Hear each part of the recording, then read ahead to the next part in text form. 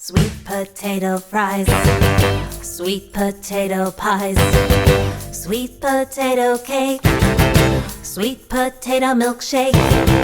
Sweet potatoes are yummy to eat, but what's even more delicious is a musical treat. We're gonna laugh and sing and learn a lot, so sit back and relax with your sweet potato tots.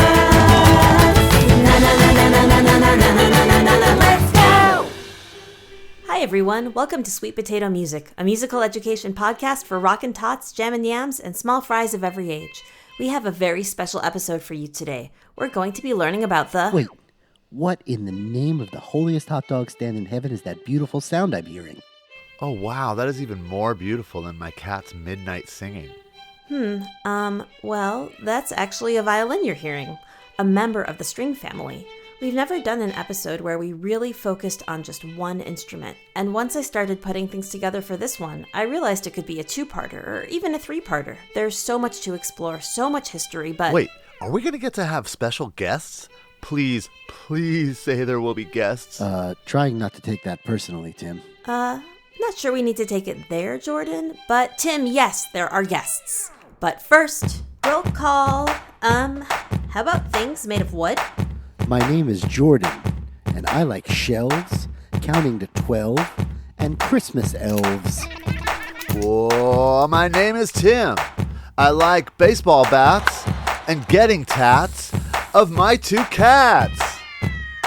My name is Leah. I like decks and sending texts while facting checks.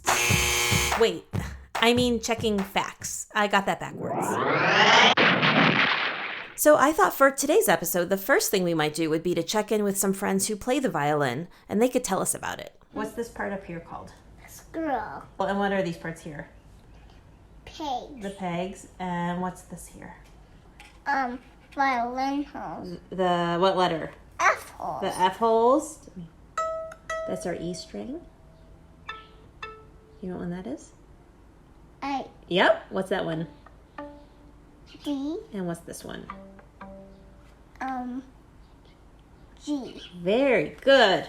So, Vera, what's your favorite thing about playing the violin? I think, all the different sounds you can make on just the four strings that are there. I think that's super cool. My favorite part about the violin is that it just sounds super nice. No. My favorite part about playing the violin is that once you get about to book 3, you start sounding really good on the violin. What's the hardest part? Remembering all the different finger patterns and, what note means which thing. The hardest part about violin is shifting. I feel like it's really hard because I do shifting exercises every day, and I feel like it's getting worse and worse, but it actually is getting better and better. Some of the hard songs, once I finish playing them, it just makes me feel good that I know that I can play a really hard song. So cool. Okay, so you said guests, right? So there's more than one? Yes, here's our first one, someone very special. Hi everyone, I'm here with my friend Elena Moon Park, who I've known since I used to live back in Brooklyn. She's an incredible violinist, and she also plays the trumpet, mandolin, harana, spoons, musical saw, and sings. She has her own folk rock band, Elena Moon Park and Friends, and we're going to get to hear some of her music later. You may also have heard her with Dan Zanes, Sonia de los Santos, or New York City's contemporary music scene. Hi Elena. Hi, Leah. Should I call you Leah? Yeah. Okay, great. Do you mind telling us a little bit about yourself, whatever you feel like sharing? So I was born and raised in East Tennessee in the southeast of the United States in a very small town, but my parents immigrated to this country from Korea. And as I grew older, I was really interested in exploring kind of that cultural heritage through music, and that's kind of how I started getting into learning about folk music and traditional music. And I started playing the violin when I was really young, like 5 years old. And I started by like taking this little cardboard box that was shaped like a violin with fake strings on it and, practicing the motions because it takes some getting used to in this strange position that you're in playing the violin. Yeah, and I think, like I played violin starting on the box and then getting to the different sizes, bigger and bigger sizes, my whole childhood. And then I did that till I went to college. And when I went to college, I got kind of distracted by a lot of other different things. So I got really into learning about like U.S. history and doing a lot of like community organizing and getting into kind of social justice stuff. And I stopped playing music for about 2 whole years. And then I realized I really, really, really missed it. But I knew from an early age that I wasn't going to go the traditional classical violin route. I don't know, I wanted to do something different with it. So when I picked up the violin again, I decided I wanted to just play music with my friends. I wanted to improvise, and I wanted to play like new and contemporary music. And so that's how I started getting into a different kind of musical world with the violin. And then eventually that led me to meeting a musician named Dan Zanes, who plays a lot of folk rock for families specifically. And I got into playing like folk style violin through that. And then I decided I wanted to learn like every other instrument too, because it's really fun to do. That's so cool. I can relate to a lot of that kind of in my own way. Yeah, it seems like when we learn an instrument, we're sometimes told we're supposed to go on the specific path, but it can be so amazing to find our own path, which you've really done.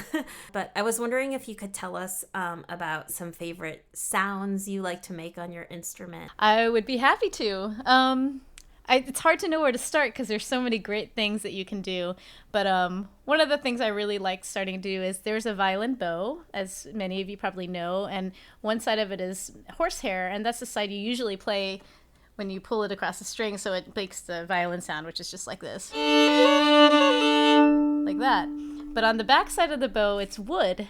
And I started playing with the wooden side percussively, and that was really fun. So you can do this kind of thing, like...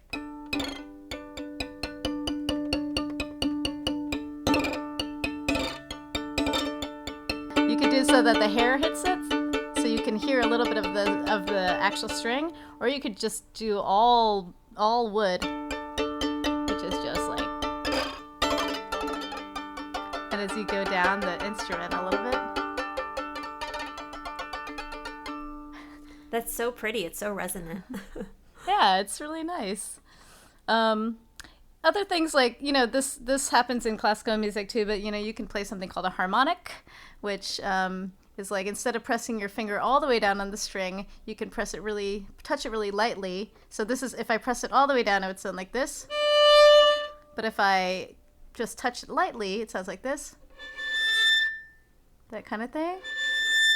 Oh, wow, it's getting a lot higher.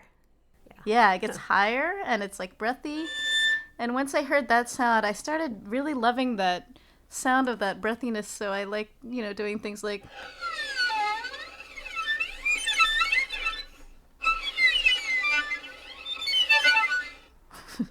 So playing with a lot of different harmonics. Can you tell us a little bit more about the music that you make with Elena Moon Park and Friends? Yes, I would love to. So I started playing music with the musician Dan Zanes a long time ago, back in 2006, and he specialized in family music, which is something I had never really done before or known about. And when I played with him for the first time, it was like the most fun I've ever had playing music. And then when we were traveling around as a band together, I noticed that there were a lot of Asian American families in our audiences, a lot of adopted Asian kids in our audiences. And I realized that there wasn't a lot in the American family music world that was just about music from East or Southeast Asia. And, I grew up in East Tennessee, and I was a little bit removed from my Korean culture and background. And I realized this could be a great way for me to get to know that heritage more. So I actually had some really lovely conversations, usually over a great meal, with my parents, other members of my family, with friends of mine in New York City who are also the children of immigrants or immigrants themselves, just learning about the songs that linger in their memories, the songs that they loved growing up. And I took inspiration from all of those conversations and came up with a collection of songs that I kind of recreated to have the influence of my own story and my own mixture of musical influences to create these albums. That's so cool. You can really hear all of that in the music, which I love so much, kind of everything you were just discussing. I'm so excited. We're going to play some of your music on the show. I was going to play Flower Dance off of your newer album, Unhurried Journey. So could you just give us a little intro to that before we listen to it? Sure, yeah. So Flower Dance is a song that I learned from a Cambodian friend of mine. I've had the great privilege of being able to meet musicians from all over the world through the arts nonprofit I work with called Found Sound Nation. We run like a global music exchange program, so we get to meet musicians from all over the world, which is so fun. And so I met a Cambodian artist named Yorn Young, and he shared the song with me, and I just thought it was so beautiful. It was like really heartfelt. It's about cycles in nature, which I really loved, and it really worked well with like my own sense of kind of folky music from like the US and the Southeast where I'm from. And so we just played it together once and it clicked immediately. And so then I wrote an English verse to it that I made up, and we recorded it together. He brought together some Cambodian musicians in Cambodia to record it, and then sent that recording to me, and I added the part in English. And I think it's a really beautiful song. It's just about the simplicity of cycles of flowers growing and blooming and falling. And I just really love that philosophy and outlook of like looking to nature and appreciating. So it's like very indicative of that, and it's a good example of that on the album. Oh, well, thank you so much, Elena. You should all check out Elena Moon Park's music. We love her albums and listen to them all the time. Where should we go check out your music? I'm really excited about the website that I put together for the new album Unhurried Journey, which is at unhurriedjourneymusic.com, because each song has its own page that has a lyric video and then also an activity that you could do while you're listening to the song. And it features the artwork of my friend Christiana Parn, whose artwork actually was the inspiration for the entire album. So all of these songs are kind of written based on art that she's made. So you can see all of those things there along with like the lyrics and the oh, that's so cool. I'm going to go pictures check it out. I didn't even know about it. Oh, great. Yeah, please do. Well, thanks so much, Elena.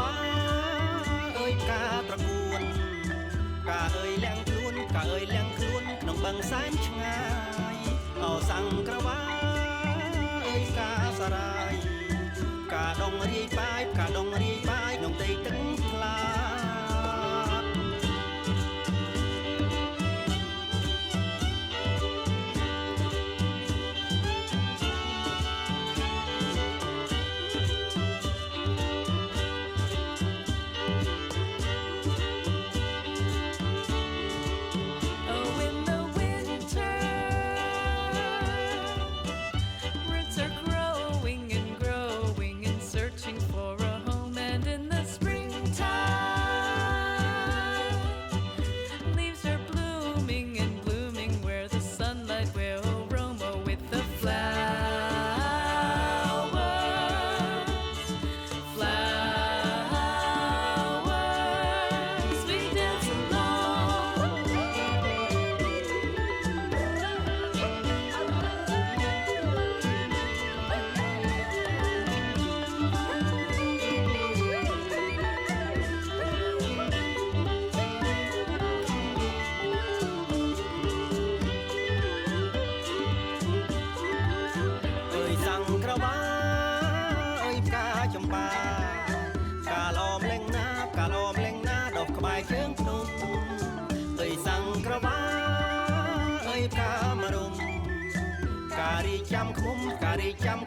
เปรียบลมอ่อน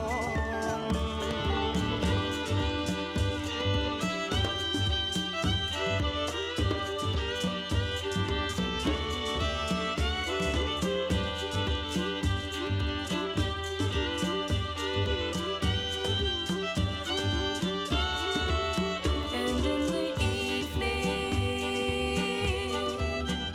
children dancing and prancing and jumping high and low under the moonlight. We will tell each other stories as the seasons come and go. Oh, when the flowers dance, we sing the song.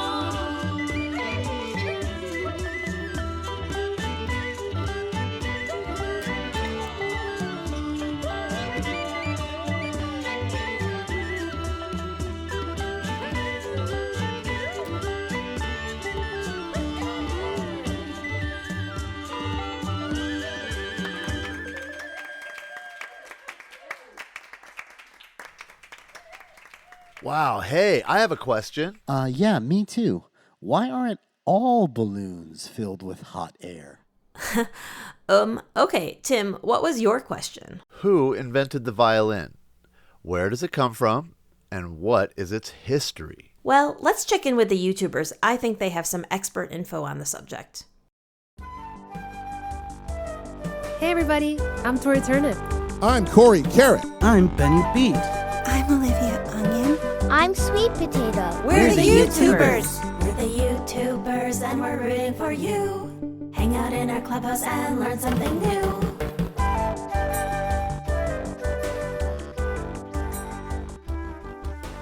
Hey YouTubers. Hey Hey, Leah. Leah. Konnichiwa.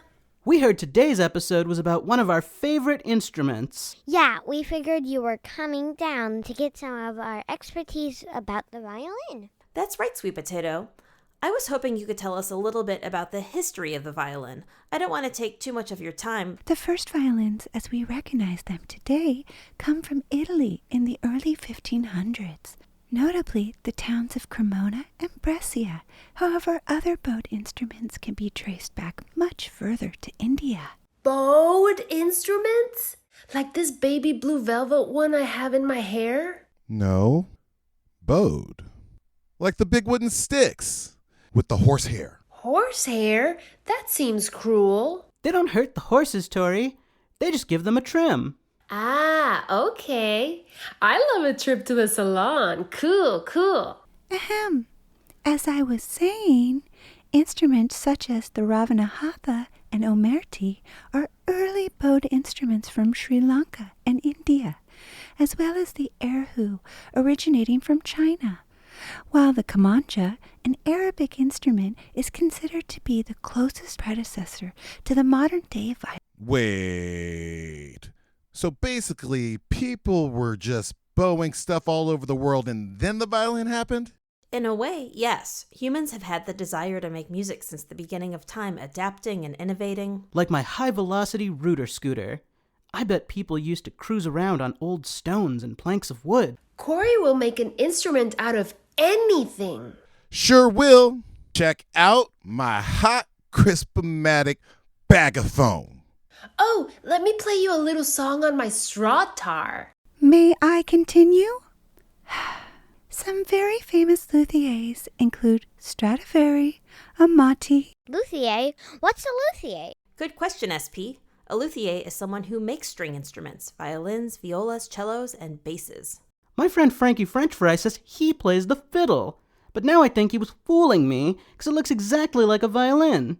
The fiddle and the violin are the same thing, Benny. So Frankie French Fry also plays the violin, but it's not as good of a tongue twister.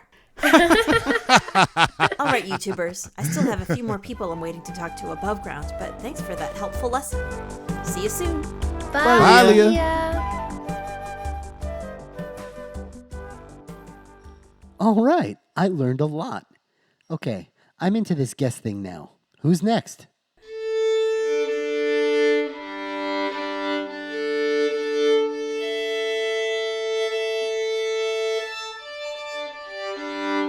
Hi, Hi, everyone. I'm so excited to be here with Rebecca Reel, who plays violin in the Los Angeles Philharmonic.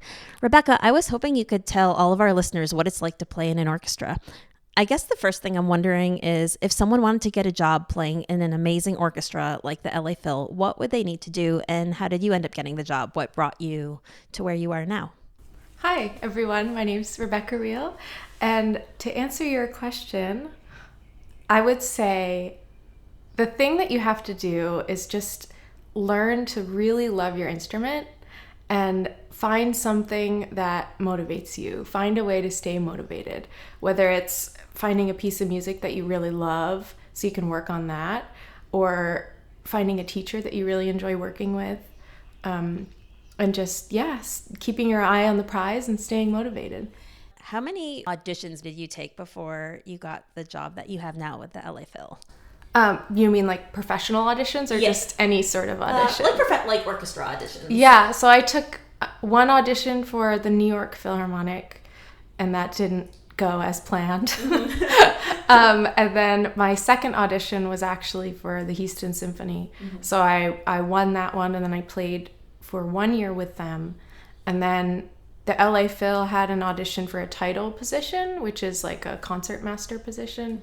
And I made it to the last woman standing between a few other people. And then that's what brought them to invite me back for the audition that they had to be in the violin section. Oh, cool. So actually, that's not something I really thought of to ask you, but I think people might think it's interesting. Can you tell us what a concertmaster is and what they do in the orchestra? Yeah, it's kind of a difficult question to answer, but I'll try my best. So a concertmaster is a violinist who sits in the first chair of the orchestra. So that means the outside, if you're looking at the violin section, from the audience, they'll be on the left, and they'll be the first person to the left of the conductor on the outside playing the violin.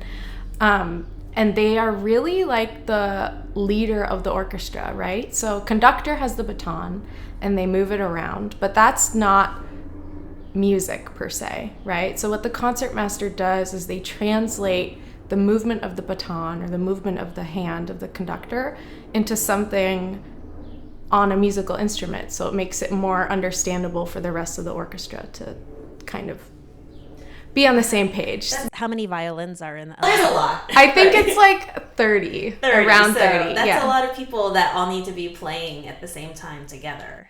What's a typical week like playing in the orchestra when you're working? Like, what's your rehearsal schedule like? What's the concerts like? How long do you have to prepare for a concert? Yeah, that's a really good question. So our normal work week is we have Mondays off because we have rehearsals Tuesday, Wednesday, Thursday, and sometimes Friday. And those are normally in the morning. Sometimes we'll have a double rehearsal, which is pretty self-explanatory, but it's rehearsal in the morning, rehearsal in the evening. And then we have concerts normally between 3 and 4 times a week. So either Thursday, Friday, Saturday, Sunday, or Friday, Saturday, Sunday. And I would say, depending on the week, if it's something that I'm really familiar with music-wise, or if it's not too challenging, I'll pick up the music like a week before and I'll just kind of look at it and practice little parts here and there. But if it is something that I've never played before, or if I know it's really challenging, I'll pick it up, 2-3 weeks before.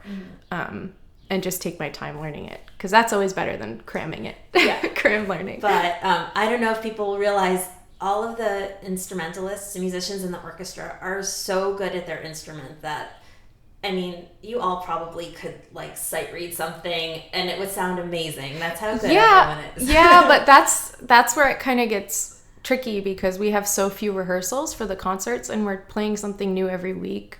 So if you come to the rehearsal and you don't know your music, your mind is in your own part a lot, right? Instead of really listening to what's going on around you and keeping your eye on the conductor and the concertmaster, it's just glued to your stand, which you don't want.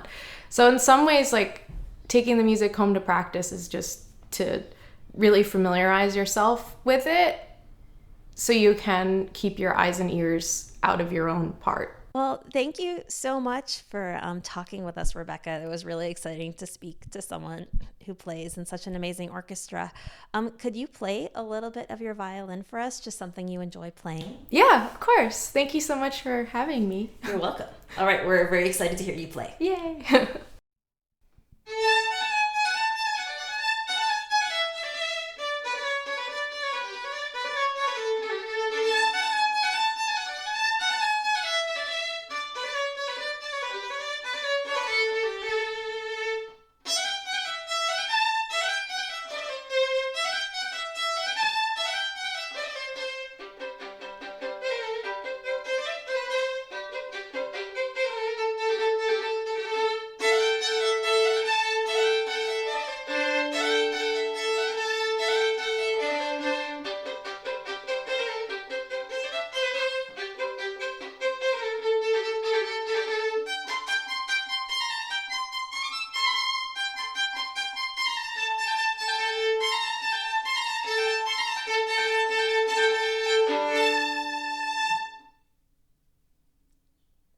That was amazing. Thank you so much.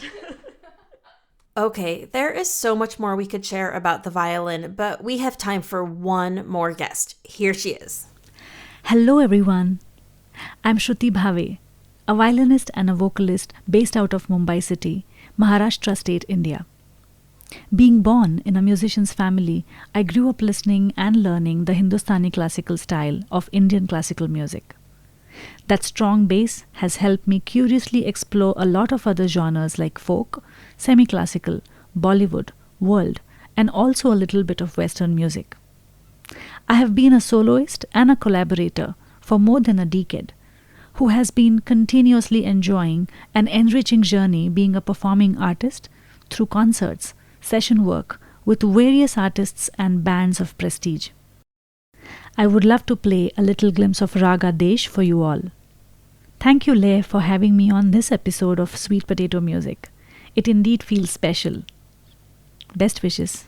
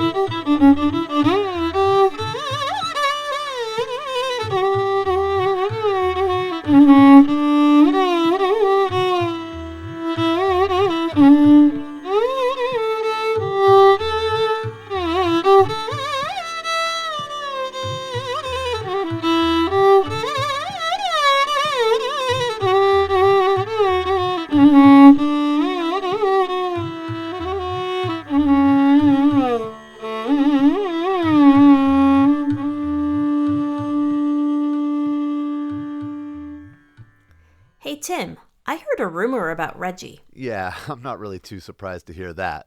What was the rumor about? I heard that Reggie used to play the violin. Oh, yeah. Should I go ask him about it? Find out if the rumor is true? Yeah, I think our listeners want to know. You know, I played violin for 8 years, and I really enjoyed violin. It's very violin-y, and I would recommend it for anyone. It's a real beau of a time. Hi, everyone. Thanks for tuning in. Be sure to tell a friend about Sweet Potato Music Podcast. Don't forget to subscribe, rate, and review. Check out our Patreon at patreon.com/join/SPM podcast. We've got tattoos, we've got music classes, we've got tote bags, we've got mutual respect and appreciation. All funds go directly to the amazing people that make this podcast possible. Our special guests today are Maz Swift on the opening theme, Elena Moon Park, Rebecca Reel, and Shruti Bave. Follow the links to learn more about them and check out the Patreon for extra special content from them. Sweet Potato Music Podcast was created and written by Leah Paul, produced by Jordan Katz, Leah Paul, and Tim Young, editing and sound design by Jordan Katz, music produced by Tim Young, original music by Leah Paul, additional music by Tim Young. Tori Turnip is Gabby Moreno, Benny Beat is Vikram Devaslali, Olivia Onion is Aaron Young, Sweet Potato is Levon Young, Corey Carrot is Shante Palmer, Reggie Watts is Reggie Watts.